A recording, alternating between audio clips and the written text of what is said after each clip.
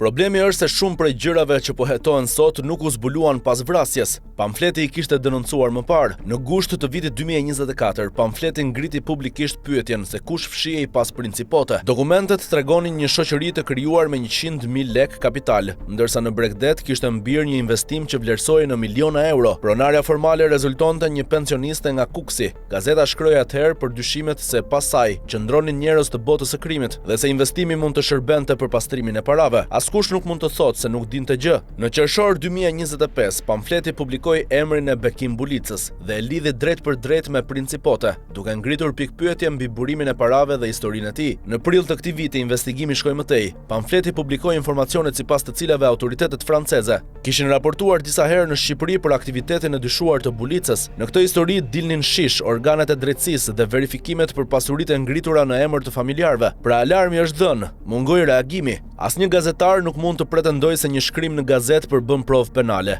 Hetimin e bën prokuroria, paratin ndjekin institucionet financiare, pasuritë i verifikojnë organet kompetente dhe policia heton aktivitetin kriminal. Gazetaria ka tjetër mision. Ajo nxjerr dokumente, lidh fakte, ngrep pyetje dhe ndez alarmin. Pamfleti ndezi alarmin 2 vite më parë. Nëse institucionet do të kishin marrë seriozisht ato denoncime, nëse do të kishin verifikuar burimin e milionave, pronësisë reale të biznesit, lidhjet e njerëzve që qëndronin pas tij dhe informacionet që sipas të dhënave të publikuara kishin ardhur nga Franca, sot ndoshta do të flisnim për një tjetër histori. Askush nuk do të thotë me siguri se ndërhyrja e shtetit do ta kishte parandaluar vrasjen. Këtë nuk e dim. Mund të themi diçka tjetër. Shteti kishte mundësi dhe arsye të hetonte shumë kohë përpara se të derdhej gjak. Këtu qëndron përgjegjësia. Një investim prej miliona eurosh nuk mund të ngrihet mbi një kapital prej 100.000 lekësh dhe institucionet të mos pyesin nga erdhën parat. Një resort nuk mund të ketë pronar formal që nuk përputhen me fuqinë financiare të investimit dhe tatimet, bankat, policia, prokuroria dhe strukturat kundër pastrimit të parave, të sillen sikur kjo mospërputhje nuk ekziston. Kur mbi të gjitha shtohen informacione nga shtetet partnere për aktivitete të dyshuara kriminale,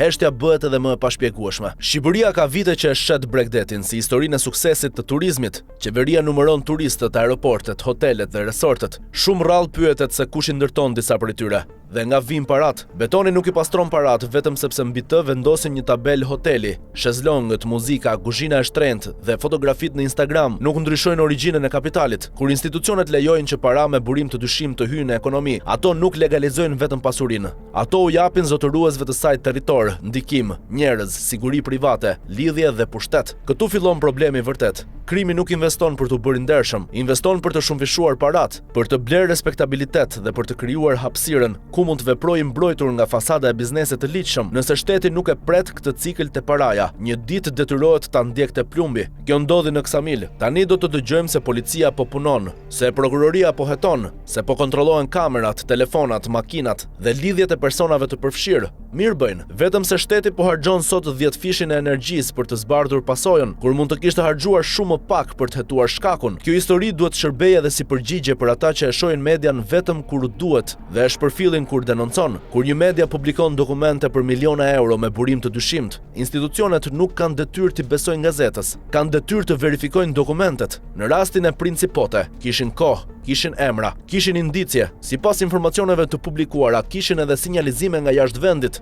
2 vjet më pas, kemi një të vrarë dhe një dosje penale që po hap dyert të cilat shteti mund t'i kishte hapur shumë më herët. Prandaj historia e Ksamilit nuk mbaron me pyetjen se kush qelloi. Duhet të vazhdojë me pyetjen se kush lejoi që një biznes i dyshuar prej vitesh për lidhje me para të krimit të rritej i qetë në një prej zonave më të shtrenjta turistike të Shqipërisë, sepse paraja e krimit sjell me vete edhe botën nga vjen, sjell konfliktet, hesapet, njerëzit dhe armët. Ky stan, këtë bylmet ka.